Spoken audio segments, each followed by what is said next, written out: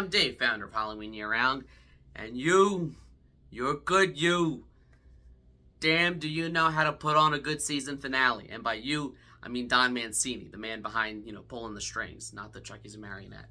So, Chucky, Season 3, Episode 8, Season Finale, Final Destination, a title that has multiple meanings, not just for its star Devon Sawa's previous filmography, but for a lot of things.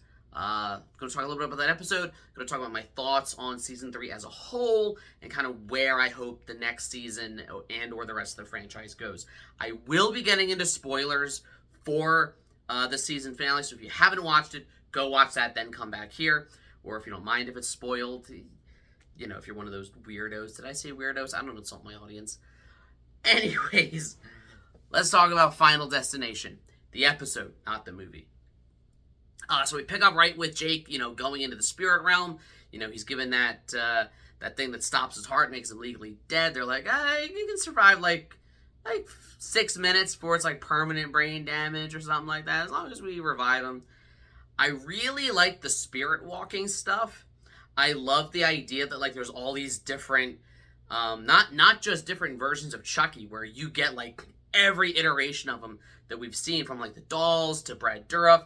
We get Brad and Fiona Dourif with some really fun scenes that just after seeing them at Monster Mania, I know was just so much fun, them kind of riffing on each other, that I know they couldn't talk about at Monster Mania, because it would have been a spoiler.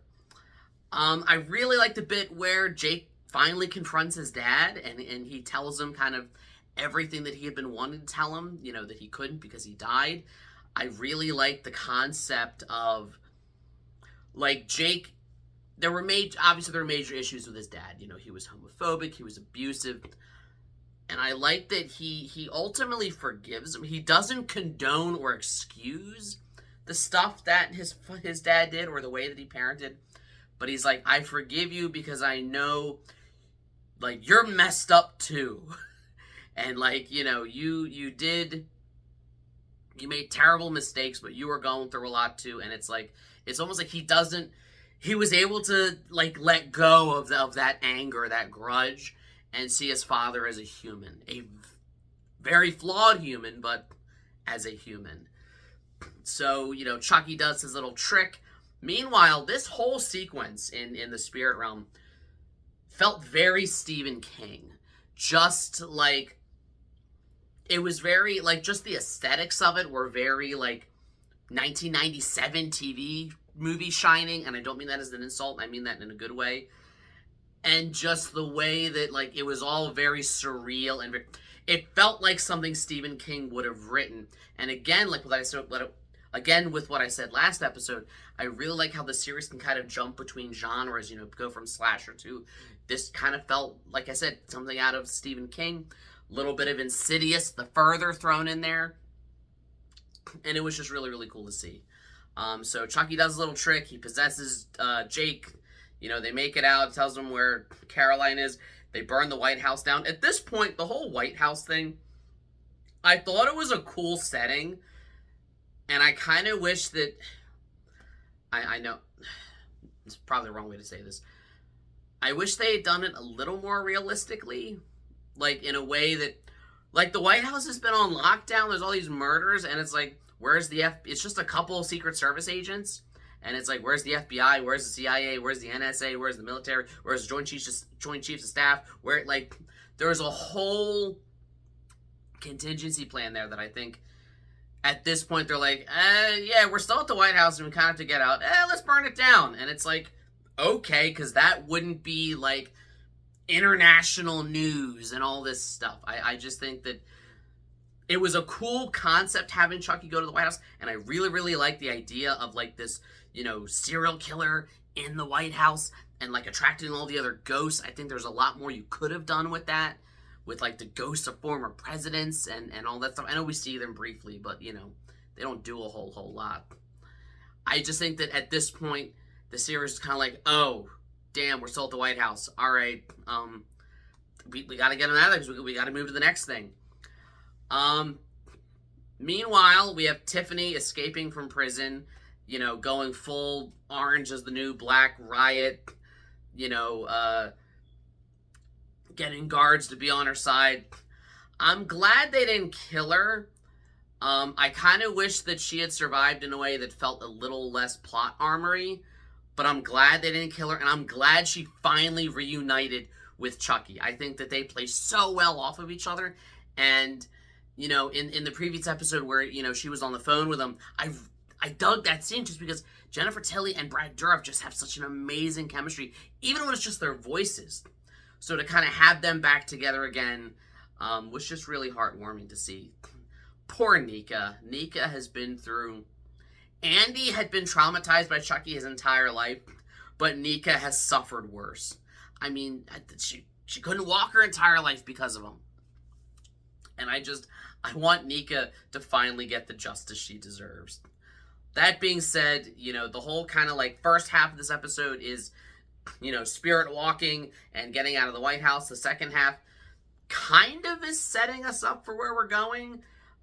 We're finally... John Waters was teased before this season started, or before the second half started. Oh, we're going to have John Waters come back. He played the paparazzi photographer in Seed of Chucky, and he's going to be back here as the founder of the Good Guy doll, the guy who created the Good Guy.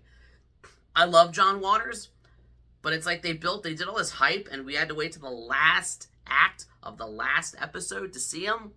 That being said, he is an absolute delight. He is such a charmer, even if, the plot line of him being horrified that his creation was associated with murders, he does a total 180 because Caroline showed up and was, convinced him to join Team Chucky. It's a little silly. I'm not going to sit here and try to argue about the realistic merits of a franchise based on a doll that comes to life because of the great Damballa. I'm just saying that it was a little far-fetched, but I get that you had to, speed it up to that point. We also get kind of a cliffhanger where, the Jake, Devin, and Lexi are trapped in these, little marionette dolls. Of course, to set us up for the next thing, because, of course, you have to move on to the next thing. And that's kind of what I want to talk about here. I almost wish this episode had not ended on a cliffhanger. I wish this episode had kind of ended in such a way that it could have been a series finale or not. Because as, finales go, there was some finality to it. I realize how redundant it is to say it like that, but hear me out. Just the whole... Everything with Jake and Chucky in the spirit realm was really interesting, and just all these realizations about Chucky and how he's always been that way and how he respects Jake. There was so much character building and so much acknowledgement of how these characters have grown since the first season that this episode, at least that first half, really felt like it would have been a fitting series finale. And I almost worry, I know shows, you either die a hero or you live long enough to see yourself become the villain. You either go out on top or your show lingers long enough for fans to be like, those last couple seasons weren't very good. Game of Thrones! Ah. Sorry, I have a Westerosi cold. So, part of me wishes, this was such a good, little sequence to have. This would be a great way to end it. And it's I know Brad Dourif's not getting any younger. I know he's still going to voice Chucky, till the day he dies. But I don't want to get to a point that they have to make a hard choice and they have to end it at a point that is less fitting due to practical reasons, is all I'm saying. That being said, obviously, I'd love to see where we go from here. Chucky and Tiffany are back together. John Waters has been introduced. I hope this isn't just a one-off guest spot. I hope we see more of him. And, we set up our trio of protagonists to have to try and escape being dolls themselves. I'm sure that'll come with its own... I'm sure season 4, assuming we get it, will come with, its own new location, new setting, new perspective, new ideas, and of course, a new character for Devon Sawa to play and get murdered. Because I think, how many times you killed Devon Sawa? I lost count. You know what? Those are just my thoughts on the season finale of season 3 of Chucky. I'm curious, what did you guys think? Let me know in the comments.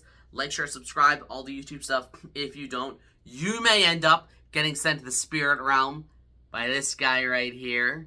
And, as always, 3 days Halloween.